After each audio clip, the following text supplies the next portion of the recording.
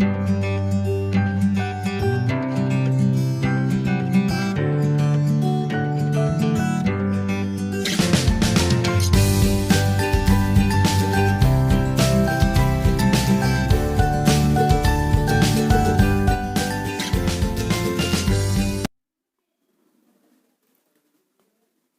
everyone, welcome to Total English. Today is the first day of EPS, that is exam practice series. इसमें हम लोग कुछ MCQs देखेंगे जो कि एग्ज़ाम पॉइंट ऑफ व्यू से इम्पॉर्टेंट है, और सबसे मुख्य उद्देश्य है वीडियो को बनाने का कि आप क्वेश्चन के लेवल से थोड़ा बहुत वाकिफ़ हो जाए कि किस टाइप का लेवल होगा CBSE का. Because the question which I have kept in this series are more or less very similar to those that you will get in CBSE. CBSE का जैसा पैटर्न होता है, जैसा लेवल होता है, उसके बराबर का है ये. तो आपको एक एक्सपीरियंस मिल जाएगा एग्ज़ाम का, लगेगा कि एग्ज़ाम का क्वेश्चन है ये. अब इसमें करना क्या होगा आपको कि MCQ जो दिया जाएगा ये ऐसा एग्ज़ाम प्रिपरेशन के लिए नहीं है. पहले आपको चैप्टर को पढ़ना है, अच्छे से सेल्फ स्टडी कीजिए. मेन चीज़ वो है सेल्फ स्टडी, उससे बढ़कर कुछ नहीं होता है. सेल्फ स्टडी करने के बाद जब आप चैप्टर कंप्लीट कर लेते हैं तब वीडियो को देखें. इसमें क्या होगा, आपका रिवीजन होगा, प्रैक्टिस हो जाएगा. और जो क्वेश्चन का आंसर मैं दूंगा, एक्सप्लेन करूंगा, उससे पहले मैं चाहूँगा कि आप उसे खुद आंसर करें ताकि आपको ये समझ में आए कि आपका प्रिपरेशन कितना है. ठीक, कुछ क्वेश्चंस को देखेंगे. तो सबसे पहले एक पैसेज है.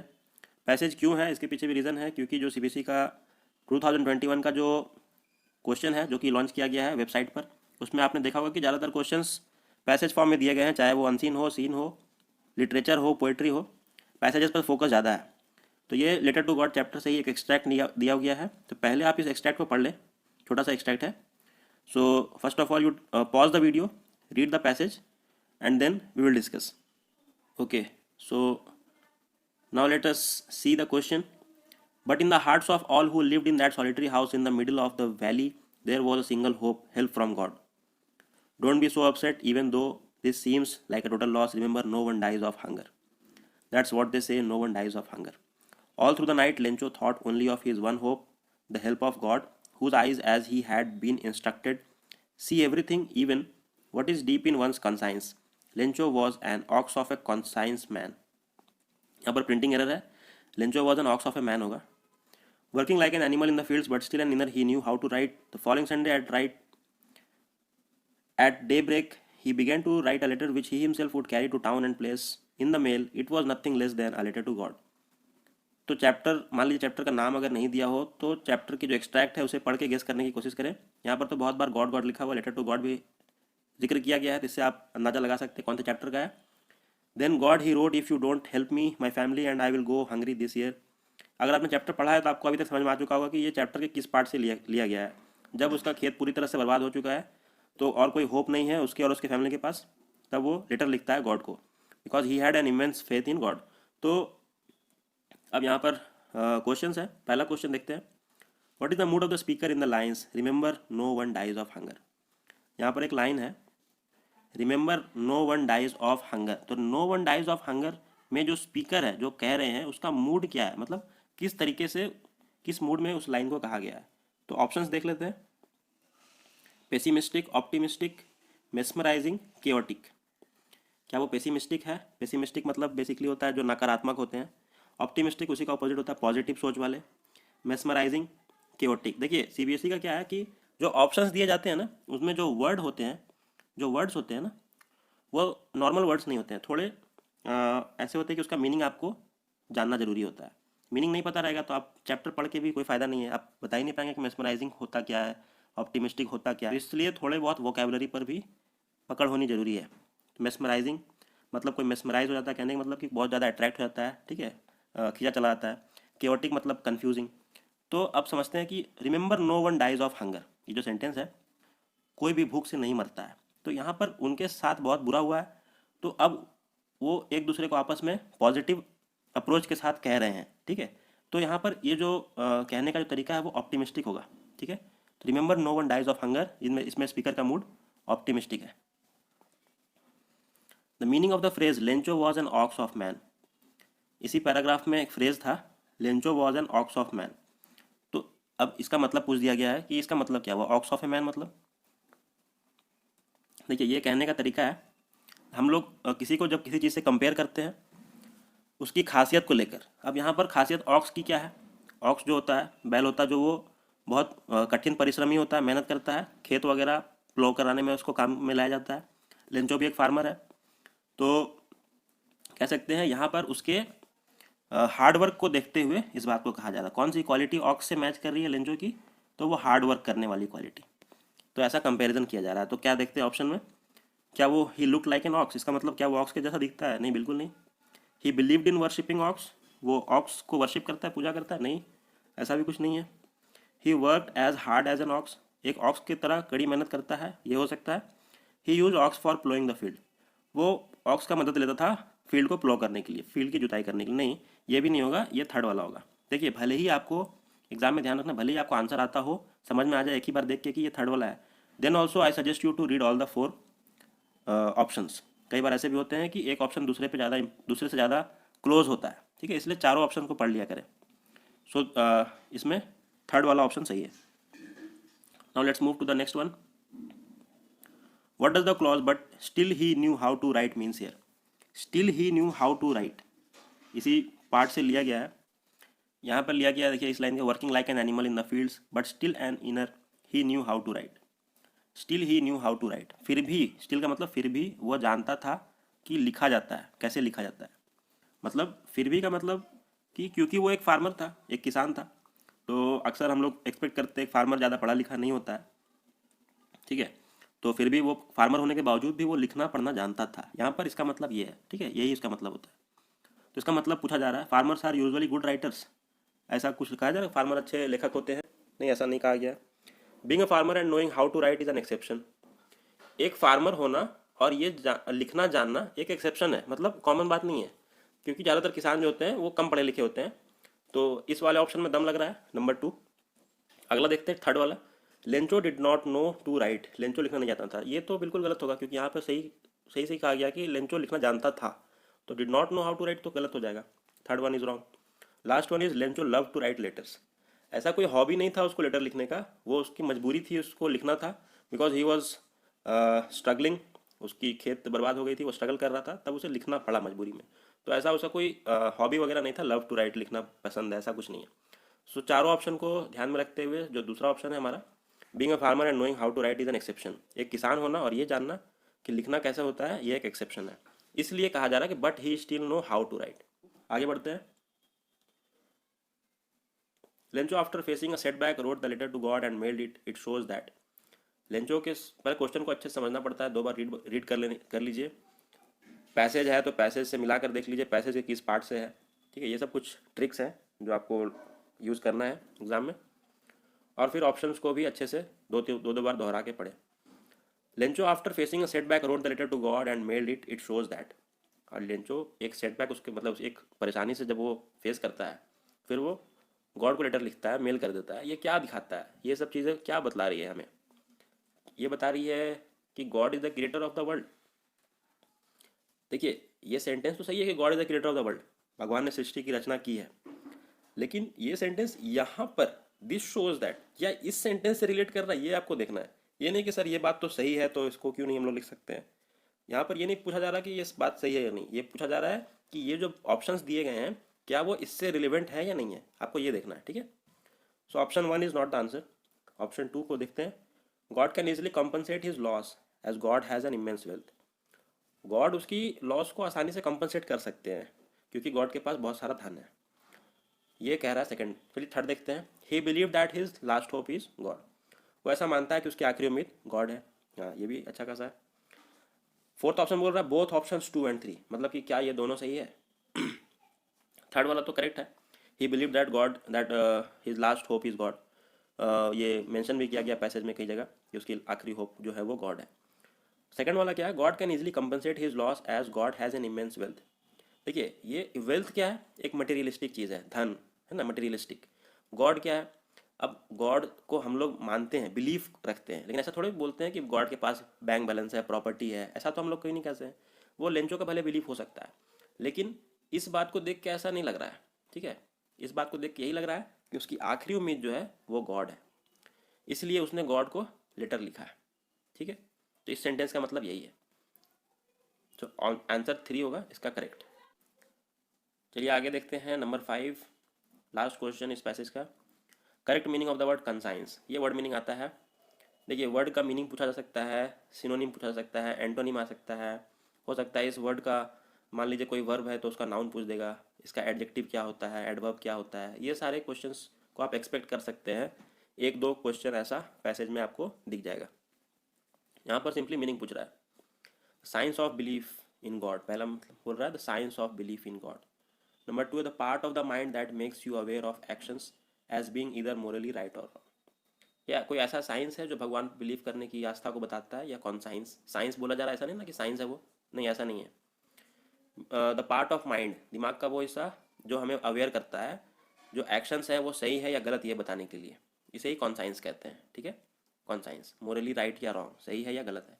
बिलीफ इन हार्ड लेबर तो होगा नहीं, नन ऑफ द होगा नहीं, तो number 2 is correct. So that's all from English. English का चैप्टर 1 जो था उससे ये 5 क्वेश्चन थे आज के लिए। देखिए 5 क्वेश्चन देने का मतलब ये नहीं है कि यही 5 क्वेश्चन आ रहे हैं या यही क्वेश्चन आने वाले हैं, ऐसा नहीं है। ये बस रिवीजन के लिए है, रैंडमली 5 क्वेश्चन उठा के दिया गया, इसमें से आप कितना कर पाएँ ये देखना यहाँ पर इंपॉर्टेंट है। अगर आप 5 में से 2 कर पा रहे, 3 कर पा रहे हैं, तो हो सकता है आपको फिर से एक बार रीडिंग करने की ज़रूरत है।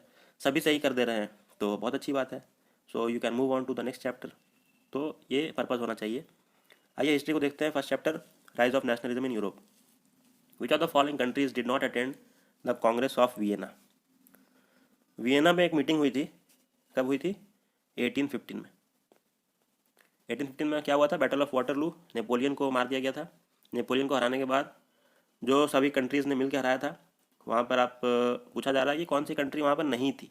तो जैसा कि मैंने बताया कि कुछ कंट्रीज़ ने मिलकर ये लड़ाई जीती थी, तो उसमें से थे ब्रिटेन थे, रशिया थे, प्रूशिया थे, और एक कंट्री का नाम यहाँ पर नहीं दिया गया है जो कि ऑस्ट्रिया था। So these were the 4 countries. So Switzerland बोलकर वहाँ पर कोई नहीं पहुँचा था लड़ने के लिए, और कांग्रेस ऑफ वियना में भी शामिल नहीं था। तो इसलिए Switzerland will be the answer.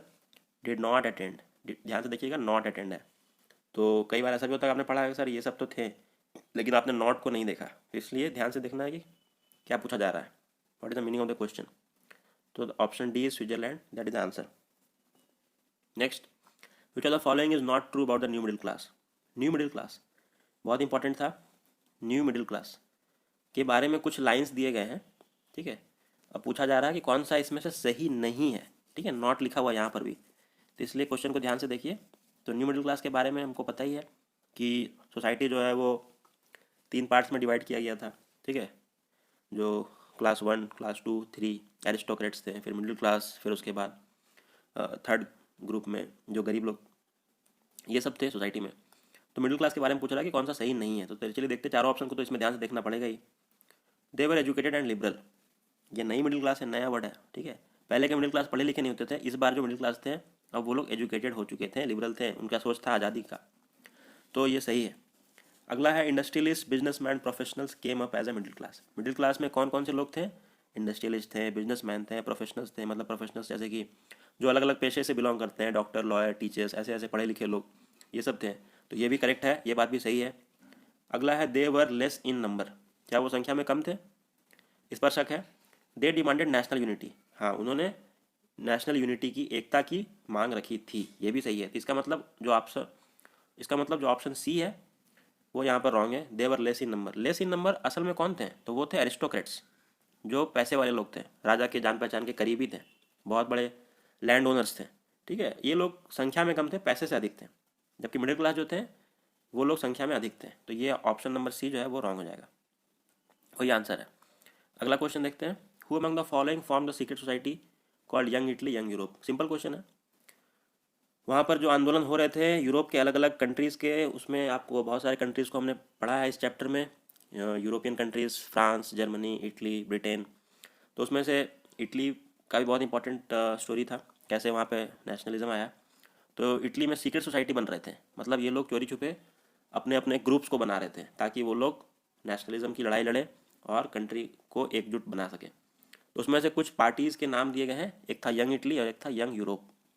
तो ये दो सीक्रेट सोसाइटी का निर्माण करने के लिए कौन जिम्मेवार है? 4 लोगों के नाम दिए गए हैं, अलग अलग लोग हैं। तो पहला नाम है ऑटोवन बिस्मार्क। जी नहीं, ऑटोवन बिस्मार्क तो जर्मनी से बिलोंग करते थे।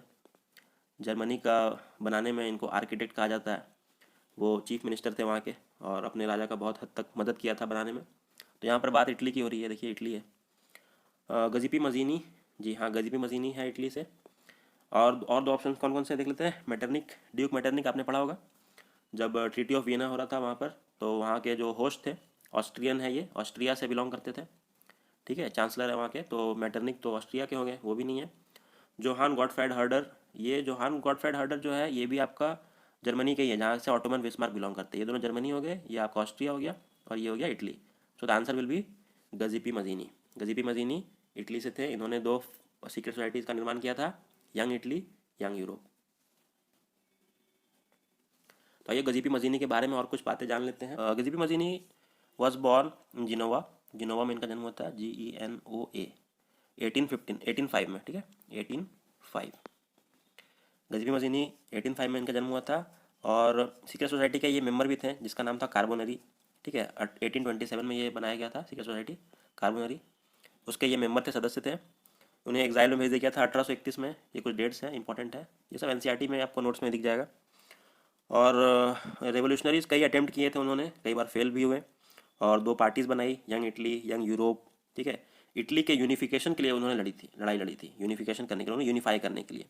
और उनका एक सेंटेंस था, बहुत इंपॉर्टेंट है, कोटेशंस पूछा जाता है कि ये सेंटेंस कैसा, किसके द्वारा कहा गया, किसका ऐसा सोच था। तो एक उन्होंने कहा था, God had intended nations to be natural unit of mankind. ये कोटेशन बड़ा फेमस हुआ था, ये भी गजीबी मजीनी ने ही कहा था। क्या था, God had intended nations to be natural unit of mankind. और एक बात इनके बारे में कही गई थी, वो मेटरनिक है, ड्यूक मेटरनिक ने गजीबी मजीनी के बारे में एक बात कही थी, ये भी पूछा जा सकता है, बहुत इंपॉर्टेंट है। मेटरनिक का कहना था कि गजीबी मजीनी को उन्होंने डेंजरस बताया था समाज के लिए, मोस्ट डेंजरस एनिमी, ऐसा कहा था, most dangerous enemy of our social order. ठीक है, अब ये लोग ठहरे, मेटरनिक लोग ठहरे राजा के पक्ष के, और ये लोग ठहरे आंदोलन करने वाले, तो जाहिर सी बात है लाइक तो नहीं करेंगे, तो इस तरह के स्टेटमेंट्स भी निकल कर आएंगे। तो ये स्टेटमेंट भी बड़ा इंपॉर्टेंट है, ये सब पूछा जा सकता है। ठीक है, चलिए अगला क्वेश्चन देखते हैं।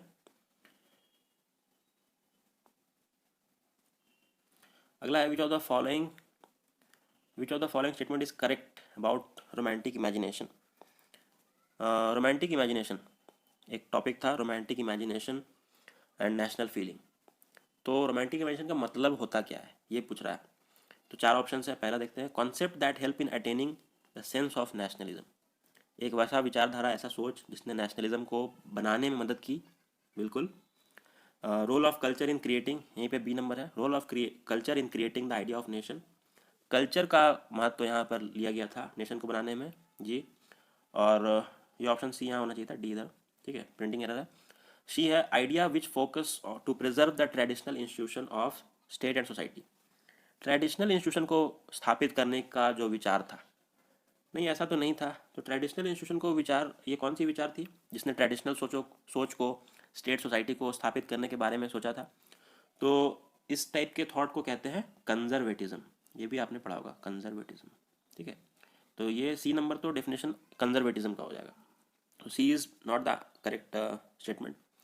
To develop national sentiments by glorifying art, culture, poetry, हाँ ये भी होगा। देखिए नेशनलिज्म, रोमांटिक इमेजिनेशन का मतलब क्या था ना कि नेशनलिज्म को जगाया जाए, लेकिन किन चीज़ों की मदद से। तो ये लोग चाहते थे कि आर्ट, कल्चर, पोइट्री, स्टोरीज, हमारी जो संस्कृति है, विरासत है, कविताएं हैं, उनके मदद से लोगों के अंदर नेशनलिज्म की आइडिया को भरा जाए। तो जहाँ जहाँ पे नेशनलिज्म वाला कॉन्सेप्ट है वो भी सही है, आइडिया ऑफ नेशन वाला ये भी सही है। तो इस वाले क्वेश्चन को थोड़ा सा और इन्हांस करके ऐसा दिया जाएगा, यहाँ पे रहेगा both option A, B, C। ठीक है, ऑल 3 A, B, C, या both A and B, B and C। ठीक है, C एंड D, इस तरह से चार ऑप्शन दिए जाएंगे। तो हम लोग देख रहे हैं कि A, B और D, ठीक है, तो जिसमें A, B और D इस तरह का दिया रहेगा, मान लीजिए A, B, D दिया रहेगा, तो वो आपका करेक्ट आंसर हो जाएगा। ठीक है, तो ऐसा भी क्वेश्चन आ सकता है कि ये चार ऑप्शन के साथ नीचे फिर से चार रोमन नंबर में दिए रहेंगे, चार ऑप्शन, कि इसमें से कौन कौन से हैं। ठीक है, बेसिकली होता कुछ नहीं है, इसमें थोड़ा लेंदी हो जाता है, तो आपको ज़्यादा सोचने पर मजबूर कराना CBSE का उद्देश्य है, थोड़ा आपका टाइम खा सके, इसलिए भी वैसा क्वेश्चन भी दिया जाता है। सो आपको अपने आप को प्रिपेयर रखना उसके लिए। आई होप आपको समझ में आएगा मैं किस टाइप के क्वेश्चन की बात कर रहा हूँ। अगला क्वेश्चन है आखिरी, the term universal suffrage means, universal suffrage term को समझते हैं। सफरेज का मतलब क्या होता है? राइट टू वोट, वोट देने का अधिकार। तो ये तो आपका एक हिंट हो जाएगा कि वैसा ऑप्शन जिसमें वोटिंग के बारे में हो तो वही आपका आंसर होगा। तो यहाँ तो हम लोग देख रहे हैं right to vote, right to vote, right to vote सब में है, मतलब इससे काम नहीं चलने वाला है। यूनिवर्सल, यूनिवर्सल मतलब जो हम लोग सबको एक साथ लेकर चलते हैं, ठीक है। तो आइए देखते हैं, इसी के हिसाब से गेस करेंगे। Right to vote and get elected granted only to men, सिर्फ मेन को वोटिंग का अधिकार नहीं, क्योंकि ये तो यूनिवर्सल है, तो मेन को क्यों देगा सिर्फ। Right to vote for all adults, हाँ ऑल लिखा हुआ है मतलब सबके लिए, यूनिवर्सल मतलब ऑल होता है, ये होगा। और फिर देख लेते हैं बाकी, ऐसा नहीं कि ऑप्शन बी आया तो इसी को सही कर दिए, सी और डी को भी जरूर पढ़ेंगे एक बार एटलीस्ट। पढ़ते हैं। Right to vote and get elected granted exclusively to property owning man, जिनके पास प्रॉपर्टी है, नहीं ऐसा कुछ नहीं है। और यहाँ पर दिया हुआ granted only to educated man and women, यहाँ पर भी देखिए ये सब क्या कह रहे हैं, यहाँ पर किन्हीं स्पेसिफिक लोगों को वोटिंग का अधिकार देने की बात की जा रही है। तो ये तीनों स्पेसिफिक बातों को कर रहा है, तो यूनिवर्सल कॉन्सेप्ट कैसे आएगा?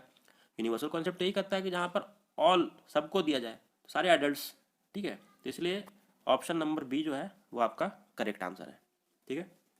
देखिए भले इसमें से सिर्फ 5 क्वेश्चंस मैंने दिए, लेकिन 5 क्वेश्चंस में मैंने 15-20 या उससे ज़्यादा ही क्वेश्चंस आपको डिस्कस भी कर दिया। एक तरह से चैप्टर का एक छोटा सा रिवीजन हो गया। तो इस तरह से, क्योंकि चैप्टर बड़ा लंबा है, तो मैं नेक्स्ट वीडियो में इस चैप्टर से राइज ऑफ नेशनलिज्म यूरोप से कुछ और क्वेश्चंस उठा के लाऊंगा, ठीक है। क्योंकि चैप्टर लंबा है, ज़्यादा मार्क्स कैरी करने वाला है, इसको आपको कम से कम 10 मार्क्स लेकर चलना इसमें से आ सकता है, ठीक है। इसलिए इस चैप्टर को हम लोग फिर से देखेंगे और कुछ क्वेश्चन करेंगे, बाकी पार्ट्स को भी रिवाइज करेंगे, ठीक है। So this was all from day 1 and I hope आपको ये वीडियो अच्छा लगा होगा। अपने फ्रेंड्स के साथ शेयर करें, सबको रिवीजन करने का मौका दें। और आपको वीडियो अच्छा लगा हो तो इसे लाइक करें, चैनल को सब्सक्राइब कर दें। और डेली मैं नया वीडियो डालता रहूँगा, डे 2 का इंतजार करें। Thank you so much, will meet in the next video, bye bye.